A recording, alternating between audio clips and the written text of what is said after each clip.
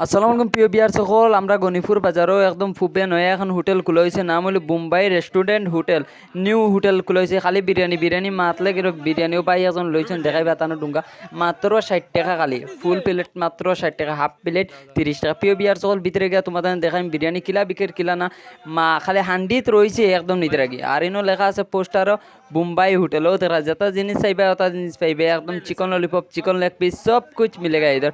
প্রিয় বিয়ার সকল ভিতরে গিয়ে দেখাই হান্ডি বেটার মানে একদম উড়ে ফেলাই খালি বিরিয়ানি মানে গীতা তুমি তেন আজকের ভিডিও আনা টানিয়া দেখবা। ও দেখো কত ইউটিউবার সকল আইসুন, খালি ও ভিডিওটা মানাইতে করে গণিপুরের দেখতে পারায় মানুষ কিতা মানুষ ইনো মানে খোয়া যান না বেটা সকালে চাইতে নিয়ে খাই ফেলাইতা।